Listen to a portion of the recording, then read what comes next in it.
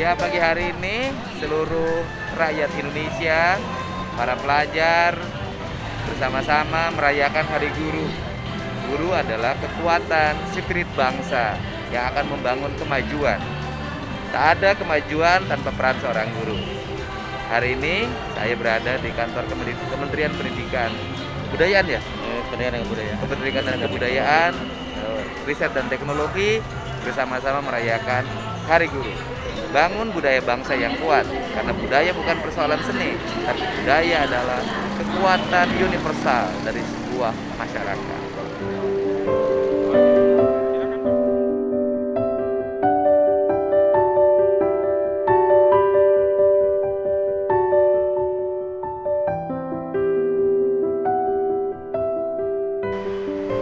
Undangan dimohon berdiri. Menteri Pendidikan, Kebudayaan, Riset dan Teknologi, Bapak Nadiem Anwar Makarim, selaku pembina upacara, tiba di tempat upacara.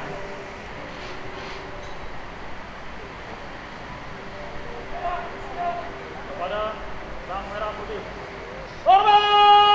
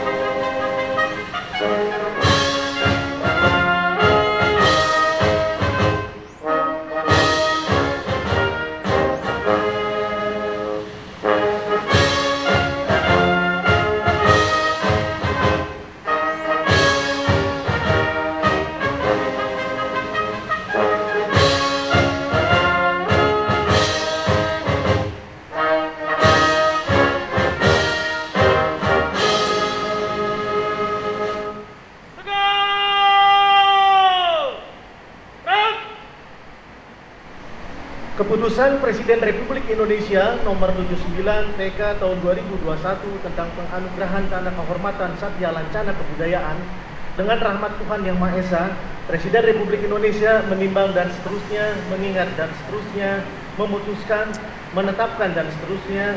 Ke-1, menganugerahkan tanda kehormatan Satya Lancana Kebudayaan kepada mereka yang nama, profesi, dan jasanya tersebut dalam lampiran keputusan ini sebagai penghargaan atas jasa-jasanya yang besar dalam bidang kebudayaan.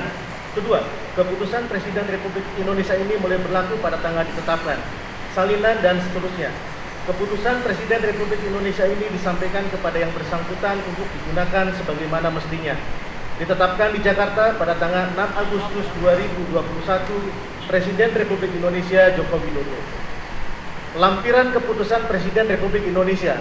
Nomor urut 1, nama Haji Dedi Mulyadi SH, profesi Wakil Ketua Komisi 4 Dewan Perwakilan Rakyat Republik Indonesia, jasa berhasil menata pembangunan berbasis kearifan lokal melalui pembangunan Taman Air Mancur Sri Baduga Maharaja, Balai Panyawangan Diorama Sunda Nusantara, Indung Rahayu, Wayang Nusantara, Tajuk Gede Cilodong, Situ Kahuripan Wanayasa, Sekolah Kahuripan Pajajaran, Lembur Pakuan, 72 lagu bertema Sunda dan Nusantara, dan 7 buah buku sehingga terbentuk karakter masyarakat memiliki identitas budaya Sunda.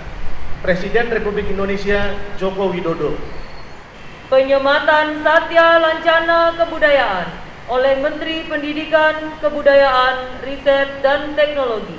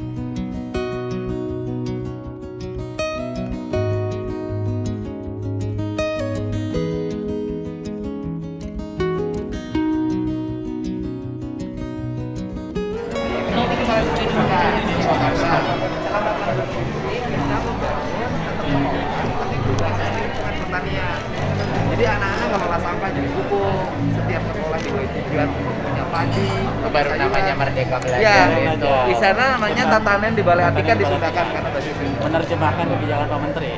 Iya. Jadi Pak Menteri kalau punya waktu Di mana? Purwakarta, cuma 1 jam dari sini. Ya, berbasis agrikultur. Agrikultur. Luar biasa. Tentu makanya saya bilang Plastik. dijajah oleh keseragaman. Iya. Iya. Ya, kalau semuanya harus sama ya gimana relevansinya buat mereka Iya. Jadi sampah itu sudah menjadi kekuatan ekonomi produktif bagi anak-anak sekolah. Jadi mereka bikin kursi udah nggak usah lagi proyek. Pakai Sampah-sampah dibuat pakai kursi. Jadi recycling, Recycling. apa. Lalu apalagi aktivitas lingkungan. Bun. Kita kurikulumnya ada. membuat kesadaran ekologi buat anak-anak. Jadi anak-anak itu belajar lingkungan, mulai dari menyemai, memilih tanah, air, gitu, untuk kepentingan pendidikan. Jadi matematikanya berbasis lingkungan, Luar biasa. bahasa Indonesianya berbasis lingkungan, IPA-nya berbasis lingkungan, literasi digitalnya juga berbasis lingkungan. Semoga mereka juga sadar perubahan iklim ya. Ya, karena itu tujuan kita. Kita mengaitkan dengan 17 komitmen SDGs itu. Dan kita harus menyikapi perubahan global. Luar biasa. Apalagi sekarang Pak Presiden udah full Iya. ini mengenai green economy kan. Kita kaitkan dengan Merdeka Belajarnya Pak Menteri. Yang mau saya lakukan untuk kurikulum yang sedang dites di sekolah penggerak ini, emphasis kepada ekologi dan perubahan iklim itu diperbesar. Nah itu, kita udah masuk ke Dan bukan insersi teori ke doang, buku. harus praktek gitu. Ya. Terus pada aspek sosial, itu kan kalau di Sunda itu punya tradisi memisahkan segenggam beras dalam setiap hari. Nah, anak-anak sekolah itu seminggu sekali ya, Ya, tiap hari Kamis. setiap hari Kamis membawa segenggam beras dari rumahnya. Setiap bulan kita kumpulkan 16 ton. Seminggu Pak. Seminggu 16 Seminggu ton. 16 ton. Itu diserahin terus. Dan itu yang menyerahinnya siswa ke lingkungan sekitar sekolah. Sebagai Siswanya yang pendidikan memberikan. karakter. Iya, Ya. didampingi gurunya menyerahkan ke masyarakat sekitar yang kurang mampu. Untuk karakter. 16 ton itu seminggu. Untuk profil pelajar Pancasila itu. Iya, kita menerjemahkan itu dalam kebijakan lokal. Saya sangat tertarik gitu. Bapak Bisa sekolah ada ya? kalau Kalau ada ada berapa saya- sekolahnya? Ya, Kita kalau sekolah SD ada 437. Yang formatnya seperti ini. Iya, karena ini diinsersikan di semua sekolah. Oh, di semua Semua sekolah. sekolah. Cuman ada modelnya, di setiap kecamatan ada satu model, dan di tingkat kabupaten itu ada satu model namanya Sekolah Ekologi Kahuripan yang digagas oleh Pak Dedi dari tahun 2003. Iya. Luar biasa. Jadi 400 sekolahnya semuanya Ya, mengimplementasi semuanya program ini. sudah diinsersikan ke dalam kurikulum. ya. Nah, sekarang dari sisi bangunan arsitektur, saya pakai sisi saran bikin sekolah kelas bambu. Ya. Karena kan di sana kekayaannya bambu. Luar biasa. Dia udah ada jawabannya. Teman saya Arif Rafiq dari Bali itu Bambu Foundation. Ya. Dia sedang mengerjakan berbagai macam desa bambu. Karena itu dari sisi ekologi paling Ya. bermanfaat. Kita harus bisa ubah kayu jadi bambu itu sebenarnya. Dan di Sunda itu dari sisi filsafat ketuhanannya berbeda. Sebutnya Rawayan Jati. Itu papan kalimat tunggal itu bambu. Jadi pendidikannya adalah pendidikan pasangannya bambu, sehingga kan budayanya bambu. Luar Ya, biasa. kan menerjemahkan kebijakan Pak Menteri Pak Kabupaten.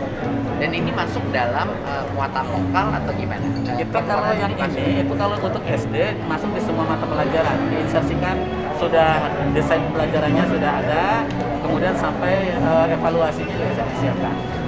Kalau yang SMP itu masuk di mata kuliah mata pelajaran prakarya. Udah jadi gerakan ya? Iya. Nah, ini Menteri Nggak saya usah jadi kebijakan. dari dulu menggagas tentang Merdeka Belajar itu, saya kan pendidikan berkarakter mendirikan tahun 2023 di Jasa Wakil Bupati.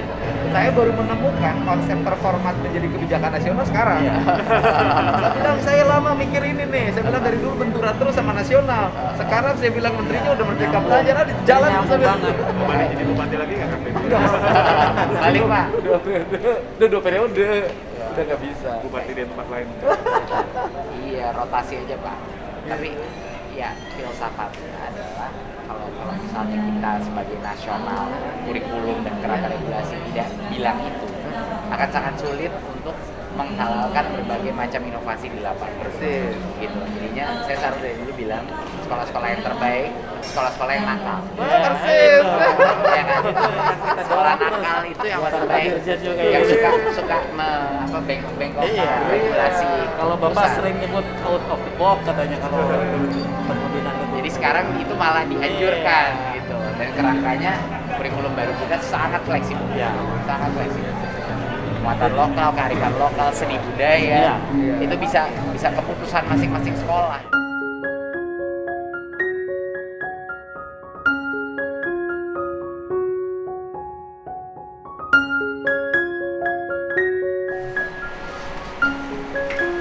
Bismillahirrahmanirrahim. Assalamualaikum warahmatullahi wabarakatuh. Sampurasun, kawan-kawan yang saya hormati, Pak Dirjen, Pak Direktur, Uyut. Yang pertama saya mengucapkan terima kasih pada Presiden Republik Indonesia, Pak Joko Widodo, yang telah memberikan apresiasi pada saya atas apa yang dilakukan selama ini memelopori gerakan kebudayaan. Nah, ini yang perlu disadarkan semua adalah ada penyesatan berpikir tentang kebudayaan. Penyesatan itu adalah memahami kebudayaan itu hanya sebagai kesenian. Nah, kemudian memahami kebudayaan sebagai kesenian, kemudian memahami kebudayaan menjadi pertunjukan kesenian. Jadi berpihak pada kebudayaan adalah berpihak pada kesenian, bukan. Kebudayaan itu sebuah sistem nilai yang membentuk sebuah karakter sebuah bangsa. Jadi bagi saya, dunia pertanian itu adalah dunia kebudayaan. Bagaimana pertanian yang berkebudayaan? Ya pertanian yang berbasis go-green yang sekarang dikembangkan itu. Pertanian berbasis semesta, pertanian berbasis culture, berbasis lingkungan kebudayaan. Kemudian arsitektur itu adalah kebudayaan. Bagaimana kita Kemendikbud dan Riset dan Teknologi memelopori gerakan kembali pada arsitektur Nusantara, di mana setiap daerah akan selaras dengan berapa tekanan udaranya, panas mataharinya, suhunya berapa, ketinggian dari tanahnya berapa, kemudian juga lingkungan masyarakatnya apa profesinya. Sehingga saya ngajak, walaupun nanti ada di PUPR pembangunannya, sekolah-sekolah harus mulai diarahkan tidak boleh lagi ada penyeragaman. Tetapi sekolah-sekolah itu sesuai dengan culture-nya. Nanti rumah adat di Nusa Tenggara Barat itu menjadi ciri sekolah. Nanti rumah adat di Papua itu menjadi bentuk sekolah. Nanti rumah adat di Bali itu menjadi sekolah. Rumah adat di Jawa Barat itu menjadi bentuk sekolah. Rumah adat di Jawa Tengah, di Jogja itu menjadi bentuk sekolah. Sehingga Indonesia tidak kehilangan keanekaragamannya. Makanan juga itu menjadi sebuah kekuatan kebudayaan. Nanti sekolah harus kembali lagi pada seperti dulu, anak-anak punya kreativitas, mampu menciptakan makanan. Banyak sekali nanti karya arsitektur, seni, nanti pencaksilat, kemudian seni-seni bela diri lainnya, musik, segala macam banyak lah. Dan kekuatan kita itu adalah, selama ini kegagalan kita adalah memahami kebudayaan menjadi kesenian, bukan inti dari sebuah peradaban. Sehingga mudah-mudahanlah pemberian Satya Lencana ini menjadi motivasi bagi saya untuk terus mengembangkan multi talents pembangunan yang berbasis kebudayaan. Kebudayaan itu pasti berbasis kearifan lingkungan, dan berbasis kearifan lingkungan itu sesungguhnya itu adalah berbasis ketahanan, sehingga bangsa kita dengan keanekaragaman kekayaan akan tumbuh menjadi bangsa yang kaya. Setiap wilayahnya punya kekayaan, dan saya yakin tidak akan bisa satu bangsa pun di dunia meniru Indonesia, dan itulah kekayaan. Dan hari ini kita lihat ada kekayaan dalam berpakaian. Kalau yang seperti ini bukan hanya peringatan, tapi memang tiap hari orang ini seperti ini. Betapa hebatnya Indonesia. Terima kasih semuanya. Mudah-mudahan kebudayaan kita kembali pada nilai dasar kita. Hatur nuhun. Assalamualaikum warahmatullahi wabarakatuh. Salam olahraga.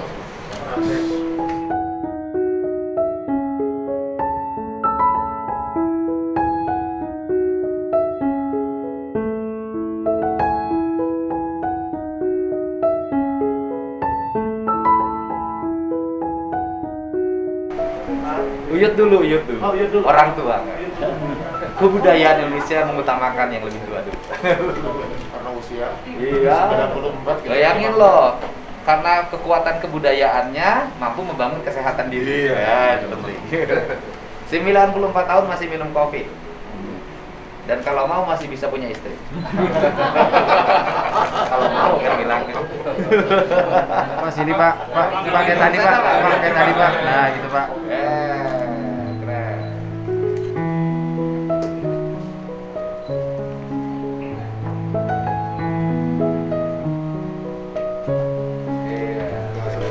Iya.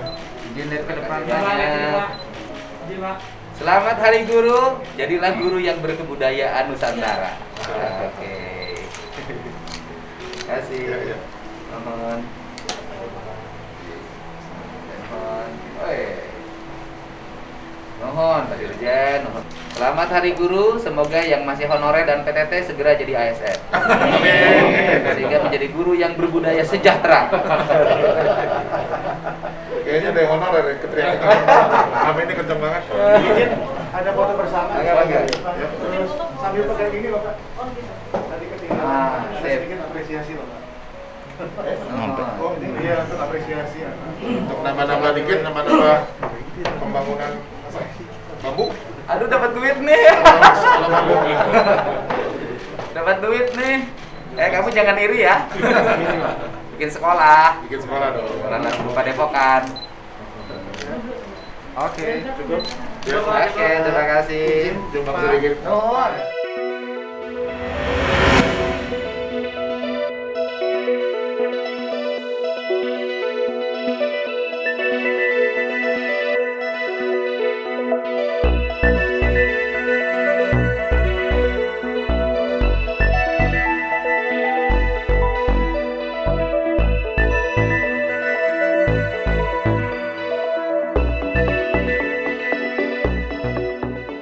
Kita bermula lihat beberapa kanal YouTube-nya Kang Deddy Mulyadi yang menurut hemat kami dari komunitas Madani Purwakarta cenderungnya overlapping atas kewenangan. Saya sebagai warga Purwakarta miris melihatnya dan bahkan cenderung merasa terhina karena seolah-olah tidak ada bupati, tidak ada otoritas OPD-OPD yang ada di Purwakarta. Semuanya dihandle oleh Kang Deddy Mulyadi tadi. Seperti kejadian yang sangat viral dengan mahasiswa, ya Saudara Yuda.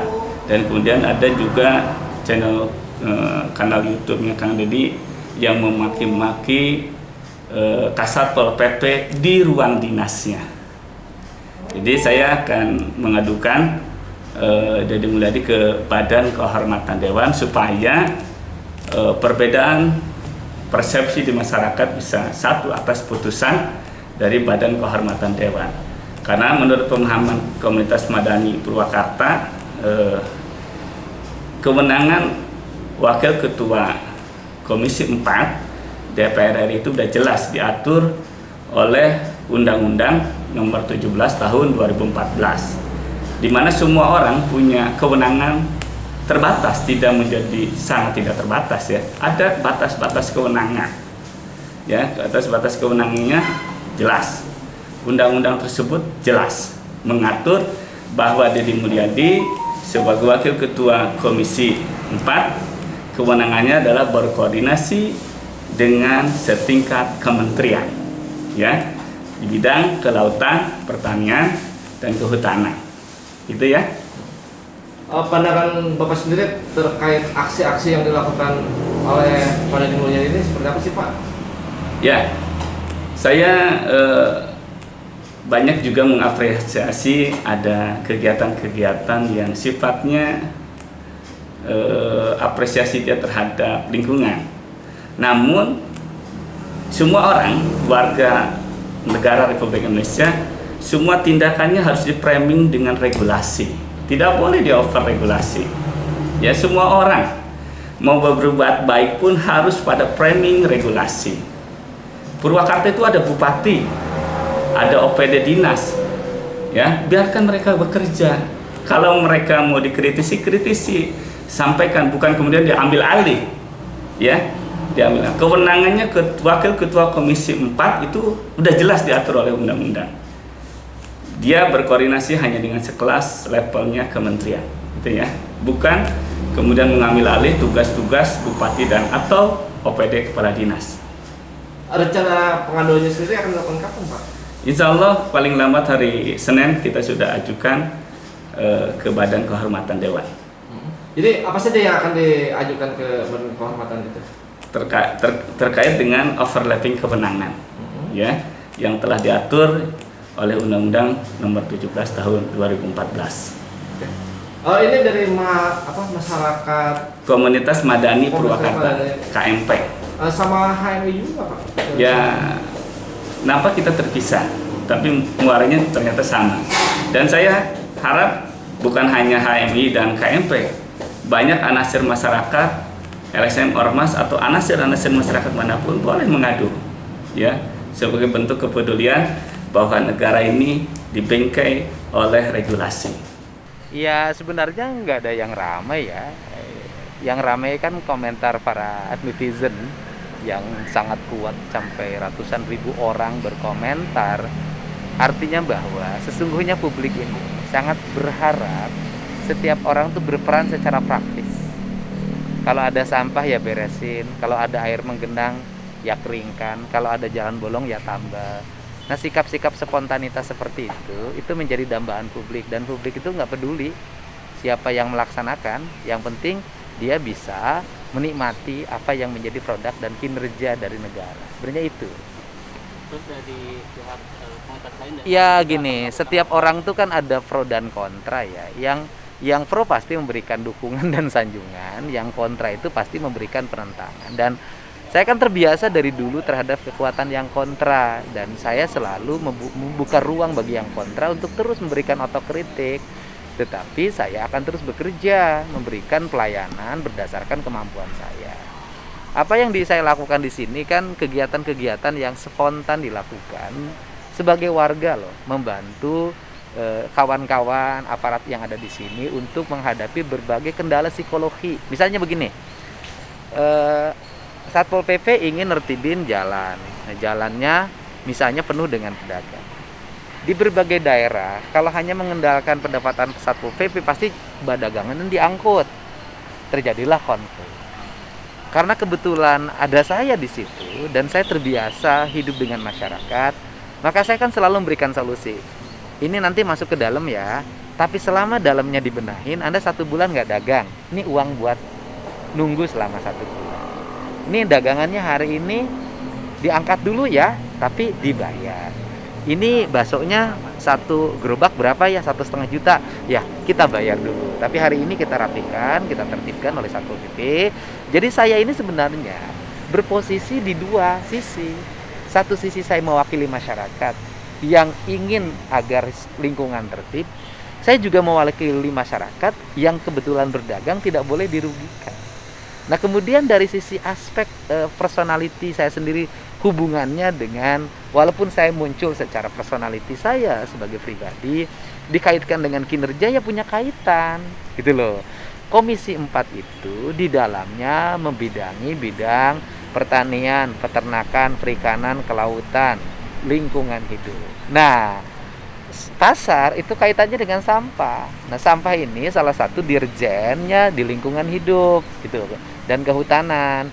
Saya kebetulan itu memiliki aspirasi pengembangan sampah daur ulang. Sehingga ketika saya nanganin sampah hari ini di Pasar Bo, Pasar Senen, Pasar Pleret, nanti berbagai pasar itu, sampahnya saya angkut tuh. Saya kirim tuh ke pusat daur ulang yang itu merupakan kegiatan aspirasi DPR RI di Komisi Lingkungan Hidup. Akhirnya kan jalan tuh sekarang. Sampahnya diangkut menjadi produk maggot, menjadi produk bubur sampah, dan kita harapkan jadi bioenergi. Jadi apa yang dilakukan ini? Memberikan kontribusi bagi lingkungan. Kayak inilah. Ini pagi-pagi nih saya olahraga kan, karena kan kali Jumat kan tidak ada kegiatan DPR, disebutnya hari fraksi. Saya jalan kaki nih, karena jalan kaki olahraga, saya banyak yang kotor. Saya bilang, bersih-bersih yuk. Lah, terus udah bersih begini nih, udah rapi. Ini menjadi taman anak lagi, dikembalikan lagi seperti ide awal membangunnya. Yang menikmatinya kan warga, gitu loh. Gitu. Terkait overlap dengan pemerintah setempat itu gimana? Yang overlapnya di mana? Gitu loh. Kan nggak ada yang overlap. Kan nggak ada, saya kan memberikan supporting, nggak ada overlapnya di mana gitu loh. Gini, nyapu ada bidang lingkungan hidup, tapi saya kan boleh juga dong ngasih supporting sama anak-anak sapu, kan nggak ada problem gitu. Overlap itu kalau honor tukang sapu saya ambil, itu baru overlap gitu loh. Itu tanggapan terhadap akan dilakukan pelaporan ke Iya, setiap orang boleh lah. Hak setiap orang untuk melaporkan saya. Tinggal persoalannya adalah ketika saya dilaporkan gitu kan ke MKD gitu kan, Majelis Kehormatan Dewan, kehormatan apa yang saya cederai dari DPR RI gitu loh. Apa tidak sebaliknya DPR RI citra sebagai anggota DPR malah baik gitu loh. Yang harus dilaporkan ke MKD itu anggota DPR yang nggak pernah masuk gitu loh, yang tidak melaksanakan aspirasi masyarakat, yang tidak pernah membela rakyat. Nah itu yang harus dilaporkan gitu loh. Tapi ya silahkan aja lah, mau dilaporkan mangga baik lah. Yang penting kan saya mah mau dilaporkan, mau disanjung, mau apapun, saya mau terus bebersih di tempat saya, di sini, di tempat saya di Subang, di tempat di berbagai manapun saya akan bebersih.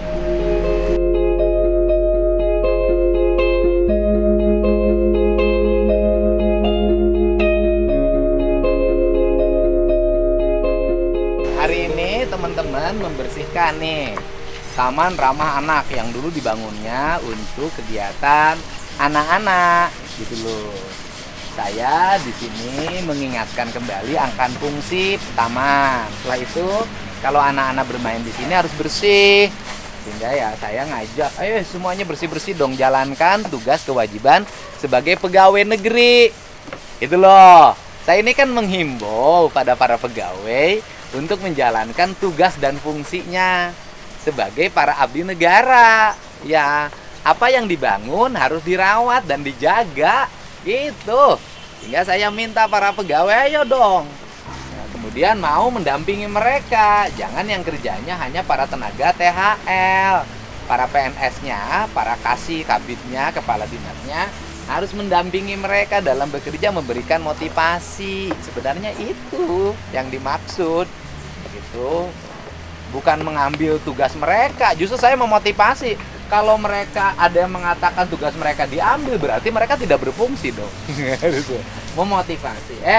Saya nanya sama kamu nih, saya sering bareng-bareng sama kamu bersih-bersih, bareng mengutin sama, kamu terganggu nggak? Hah? Kebantu nggak? Oh, bantu. Ya kan? Suka dapat makan siang nggak? Oh, alhamdulillah dapat makan siang. Kadang-kadang suka diberi duit, Tara. Oh, sok. Gimana? Nih contoh nih. Ini kepala bidang. Apa bidang apa, Ibu teh? Perlindungan perempuan dan anak. Nah, saya ngingetin, kita punya ruang bermain anak ini nih. Siapa? Difungsikan lagi, jangan ruang bermain anak dipakai senam ibu-ibu. Nanti jadi ruang bermain mamih-mamih dong. Kan di judul di depannya tuh Taman Ramah Anak. Begitu Taman Ramah Anak, terus di sini Surawisesa, di sininya teh dipakai senam aja. Kegiatannya tiap minggu ibu-ibu yang sudah sepuh. Nah, terus di depannya taman. Berarti saya menjalankan fungsi sebagai anggota DPR dong, mengingatkan, ya kan? Kembalikan fungsinya menjadi taman anak-anak. Jadi saya tuh ngejalin fungsi DPR. Cuman levelnya harusnya yang ngingetinnya DPRD kabupaten. Tapi nggak apa-apa lah. Saya kan di Jakarta juga, emang di Jakarta saya jadi anggota DPR RI nggak ada fungsi dan perannya. Lah, lihat dong. Hari ini kita udah nyelesain paripurna Komisi 4 Panja Undang-Undang Nomor 5 tahun 1990 dan itu digagas oleh kita, saya yang meloporinya. Saya lihat dong di postingannya kan, kalau ketemu menteri segala macam kritis. Lihat kalau kunjungan, saya konkret gitu. Jadi kata orang Sunda mah, kaluhur sirungan kahandap akaran. Yang di Jakarta saya kerjakan, yang di sini saya lakukan. Ulah di Jakarta tara asuh, di lembur nanti bermasyarakat.